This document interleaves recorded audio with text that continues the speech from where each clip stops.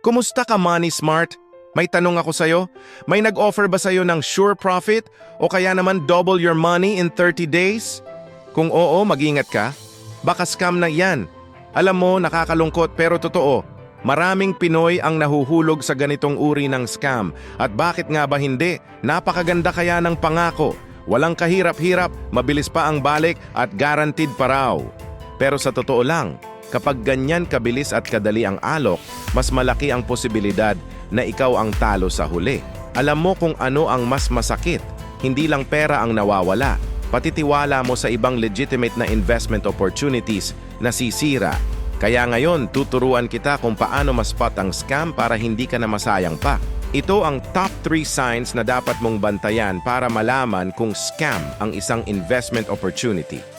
Una, kapag sinabi nilang guaranteed returns or sure profit, tumakbo ka na. Tandaan mo, walang investment ang 100% guaranteed. Kahit ang pinakamalalaking bangko at kumpanya sa mundo, hindi makakapangako ng ganyan. Kung may nagsasabi sa'yo na sure ball ang kita mo, most likely, sila lang ang sure na kikita. Sa pera mo.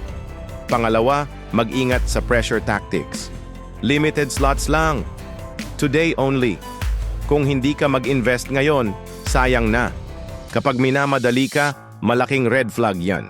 Ang legitimate na investment opportunities, binibigyan ka ng sapat na panahon para mag-research at mag-decide.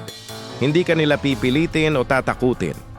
Pangatlo at pinakaimportante, walang malinaw na business model. Kung hindi nila maipaliwanag ng maayos kung paano exactly kumikita ang pera mo, huwag kang pumasok. Dapat crystal clear kung saan nanggagaling ang returns. Hindi yung puro buzzwords lang tulad ng digital marketing o the crypto trading, pero walang concrete na explanation. Kaya ka Money Smart, bago ka mag-invest, siguruhing wala ka nakikita sa 3 warning signs na to. Remember, kung mukhang masyadong maganda para maging totoo, most likely, hindi talaga totoo. At kung na-scam ka na noon, huwag kang mag-alala. Sa susunod nating video, pag-uusapan natin kung ano ang dapat mong gawin kapag na-scam ka. Malalaman mo ang mga legal steps na pwede mong gawin at kung paano maibabalik ang tiwala mo sa investing. Para hindi mo na ulit malagyan ng lesson learned ang hard-earned money mo, i-follow mo na ang Money Smart PH sa lahat ng social media channels natin.